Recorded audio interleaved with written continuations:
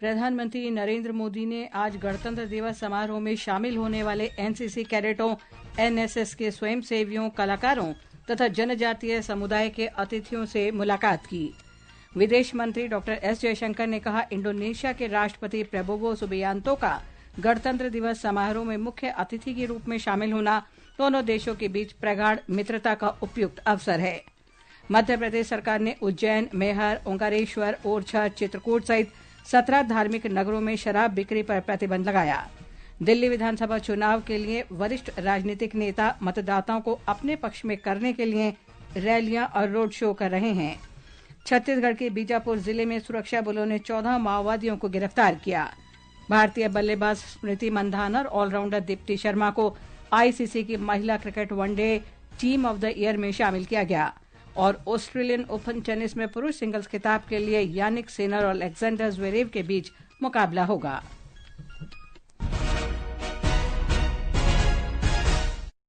समाचार संध्या के साथ मैं लवली निगम।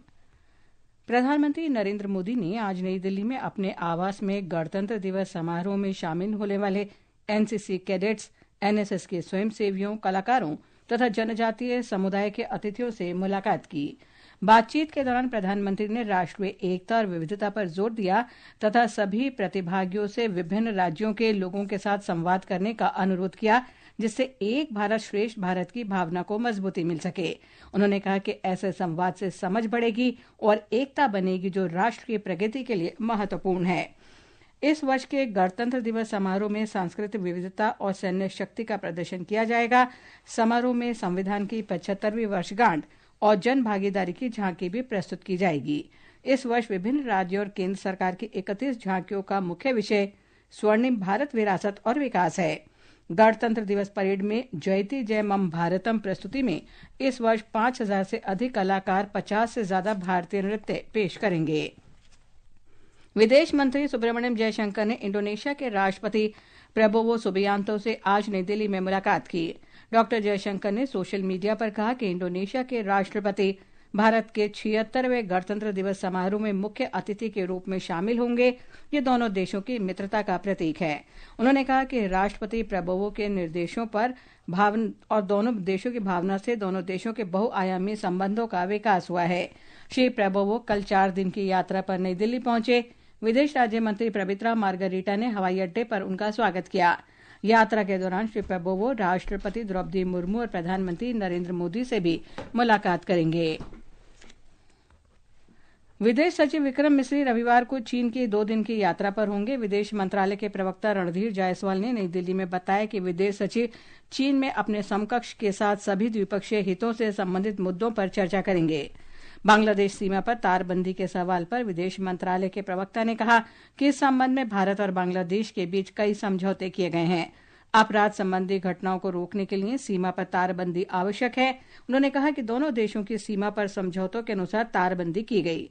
श्री जायसवाल ने कहा कि भारत अवैध प्रवासन के विरुद्ध है। हमारा रवैया, नीति, पॉलिसी, नजरिया जो अवैध माइग्रेशन को लेके है वो बड़ा क्लियर है। खासकर इसलिए भी खिलाफ हैं क्योंकि इसका वास्ता संगठित अपराध से है, कई देशों में होता आ रहा है। और बाहर में अगर कोई अवैध रूप से रह रहा है, अगर उस इंडिविजुअल का हम ये स्थापित कर सकते हैं कि वो भारतीय नागरिक, तो हमेशा तैयार रहते हैं लेने के लिए। विदेश मंत्रालय के प्रवक्ता ने कहा कि भारत और अमेरिका के आर्थिक संबंध बहुत मजबूत और व्यापक हैं। ट्रेड मसले की बात है, वो ट्रेड मसले हमारे भारत और अमेरिका के बीच में द्विपक्षीय संबंध बहुत मजबूत हैं। दोनों देशों के रिश्तों में एक प्रकार का ट्रस्ट का भाव बहुत ऊंचा है। और आपने देखा होगा अभी जब विदेश मंत्री की यात्रा हुई उस दरमियान, जैसा कि उन्होंने अपने प्रेस कॉन्फ्रेंस में कहा और मैं फिर से दोहराना चाहता हूं कि दोनों तरफ से ये मंशा है कि इस रिश्ते को और मजबूत किया जाए, इसको बड़े पैमाने पर एक बड़े सोच के साथ आगे लिया जाए। ब्रिटेन में फिल्म इमरजेंसी को दिखाए जाने के दौरान व्यवधान उत्पन्न करने के प्रश्न पर श्री जायसवाल ने कहा कि मंत्रालय इस बारे में विभिन्न रिपोर्टों पर नजर बनाए हुए है। उन्होंने आशा व्यक्त की कि जो लोग इन व्यवधान के जिम्मेदार हैं उन पर ब्रिटेन की सरकार को उचित कार्रवाई करनी चाहिए। रूस यूक्रेन युद्ध के बारे में श्री जायसवाल ने कहा कि भारत शांति का इच्छुक है और बातचीत के माध्यम से इस समस्या का शांतिपूर्ण समाधान चाहता है। ये समाचार हमारी वेबसाइट www.newsonair.gov.in और हमारे न्यूज ऑन एआईआर ऐप पर भी उपलब्ध हैं। समाचार संध्या में आपका फिर स्वागत है। राष्ट्रपति द्रौपदी मुर्मू गणतंत्र दिवस की पूर्व संध्या पर कल राष्ट्र को संबोधित करेंगी। यह संबोधन शाम 7 बजे से आकाशवाणी के समूचे राष्ट्रीय नेटवर्क पर और दूरदर्शन के सभी चैनलों पर हिंदी तथा अंग्रेजी में प्रसारित किया जाएगा। दूरदर्शन पर हिंदी और अंग्रेजी में संबोधन के प्रसारण के बाद दूरदर्शन के क्षेत्रीय चैनलों पर क्षेत्रीय भाषाओं में भी इसका प्रसारण होगा। आकाशवाणी अपने क्षेत्रीय नेटवर्क पर रात 9:30 बजे से क्षेत्रीय भाषाओं में इसका प्रसारण करेगा। आकाशवाणी और दूरदर्शन 26 जनवरी को कर्तव्य पथ से 76वीं गणतंत्र दिवस परेड का सीधा प्रसारण करेगा। इसका प्रसारण आकाशवाणी और दूरदर्शन के समूचे नेटवर्क के साथ साथ OTT प्लेटफॉर्म वेव्स पर होगा। कर्तव्य पथ पर तैयारियों की समीक्षा करने के लिए सूचना और प्रसारण सचिव संजय जाजू ने आज आकाशवाणी और दूरदर्शन द्वारा परेड के सीधे प्रसारण के लिए की गई तैयारियों का जायजा लिया। प्रसार भारती के मुख्य कार्यकारी अधिकारी गौरव द्विवेदी ने कहा कि इस बार हाई क्वालिटी पिक्चर रेजोल्यूशन सुनिश्चित करने के लिए 4K कैमरे लगाए गए हैं। उन्होंने कहा कि OTT प्लेटफॉर्म वेव्स पर पुरानी परेड भी प्रदर्शित की जाएगी। Be broadcasting the parade live, but in addition to that, there are also some programs that we have compiled from our archives. The previous parades in previous years where the Honorable President had taken the salute. So some very interesting stories and facts from the previous year's parades are also being compiled into programs, which will be available for digital audiences. देश भर में कल 15वां राष्ट्रीय मतदाता दिवस मनाया जाएगा। राष्ट्रपति द्रौपदी मुर्मू नई दिल्ली में राष्ट्रीय समारोह में शामिल होंगी। इस अवसर पर केंद्रीय विधि और न्याय मंत्री अर्जुन राम मेघवाल, मुख्य निर्वाचन आयुक्त और निर्वाचन आयुक्त उपस्थित रहेंगे। इस आयोजन में विभिन्न देशों के चुनाव प्रबंधन निकायों के प्रतिनिधि तथा प्रमुख भी हिस्सा लेंगे। इस वर्ष का मुख्य विषय वस्तु nothing live voting, I vote for sure है। समारोह के दौरान राष्ट्रपति मुर्मू सुचारू रूप से चुनाव संपन्न कराने के लिए राज्य और जिला अधिकारियों को सर्वोत्तम प्रक्रिया पुरस्कार प्रदान करेंगी। सम्मेलन में 105 सत्र होंगे, जिनमें 70,000 से अधिक प्रतिनिधि हिस्सा लेंगे। दिल्ली में अगले महीने की 5 फरवरी को होने वाले विधानसभा चुनाव के लिए तैयारियां जोरों पर हैं। सभी प्रमुख राजनीतिक दलों के नेताओं ने मतदाताओं को लुभाने के लिए अपने प्रयास तेज कर दिए हैं। ब्यौरा हमारे संवाददाता से।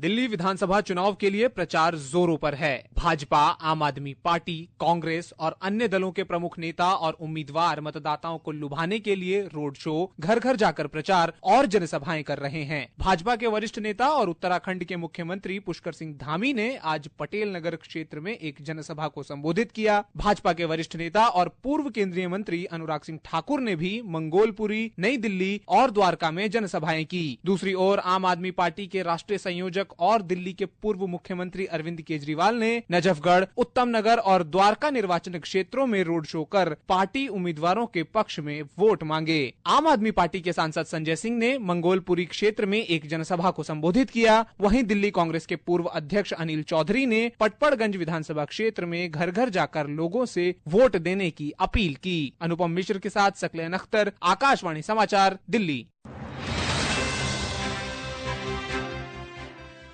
मुख्य निर्वाचन आयुक्त राजीव कुमार ने आज कहा कि बायोमेट्रिक प्रमाणीकरण भरोसेमंद नवाचार है। इससे फर्जी और दोहरा मतदान रोकने में मदद मिली है। उन्होंने नई दिल्ली में निर्वाचन आयोग के 2 दिन के अंतर्राष्ट्रीय सम्मेलन के समापन सत्र में ये बात कही। श्री कुमार ने कहा कि भारत में मतदाताओं के बायोमेट्रिक एकत्र करने की प्रक्रिया चल रही है। उन्होंने कहा कि भारत में 2024 लोकसभा चुनावों में 64 करोड़ से अधिक मतदाताओं ने मताधिकार का प्रयोग कर विश्व कीर्तिमान स्थापित किया है। In 2024, the world witnessed the grand spectacle of India creating a world record of 64.6 crore voters, exercising their franchise in the Lok Sabha elections. The elections saw another heartening milestone in which women with a 65.78% turnout took the lead and participated more than male voters with a turnout of 65.5%. The elections were more inclusive than ever before. Chhattisgarh के बीजापुर जिले में सुरक्षा बलों ने 14 माओवादियों को गिरफ्तार किया है। इनमें से 8 माओवादियों पर करीब 36 लाख रुपए का इनाम घोषित था।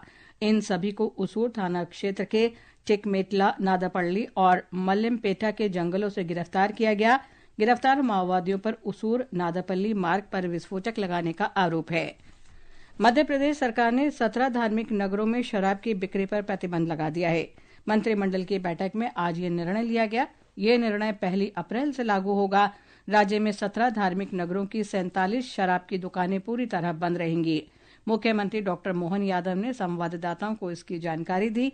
17 धार्मिक नगरों में उज्जैन नगर निगम, दतिया, पन्ना, मंडला, मुल्ताई, मंदसौर, मैहर और ओंकारेश्वर, महेश्वर, ओरछा, चित्रकूट और अमरकंटक के नगर परिषद क्षेत्र शामिल हैं। ये समाचार आकाशवाणी से प्रसारित किए जा रहे हैं। और अब खबरें महाकुंभ से।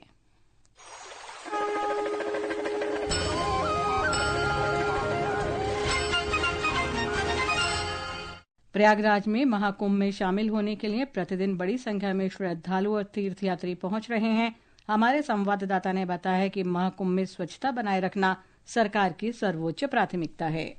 महाकुंभ 2025 न केवल एक महत्वपूर्ण आध्यात्मिक और सांस्कृतिक समागम है, बल्कि पर्यावरण संरक्षण और स्वच्छता का आदर्श भी है। यह आयोजन अपशिष्ट प्रबंधन, नदी संरक्षण और पर्यावरण अनुकूल पहलों में एक नया वैश्विक मानक भी स्थापित कर रहा है। सरकार ने स्वच्छ महाकुंभ सुनिश्चित करने के लिए एक व्यापक स्वच्छता योजना भी लागू की है। मेला को पूरी तरह प्लास्टिक मुक्त क्षेत्र घोषित किया गया है, जिसमें सिंगल यूज प्लास्टिक पर पूर्ण प्रतिबंध है। मेला क्षेत्र में स्वच्छता सुनिश्चित करने के लिए लगभग 15,000 सफाई कर्मी और 1,800 से अधिक गंगा सेवा दूत तैनात किए गए हैं। वहीं आज स्वच्छ और स्वस्थ महाकुंभ अभियान के तहत श्रद्धालुओं को जागरूक करने और पर्यावरण अनुकूल पहलों को बढ़ावा देने के लिए मेला क्षेत्र में स्वच्छता जागरूकता रैली निकाली गई। स्वच्छता संदेश फैलाने के लिए 200 से अधिक गंगा सेवा दूत और स्वच्छता मित्रों ने रैली में भाग लिया। आनंद कुमार, आकाशवाणी समाचार, प्रयागराज।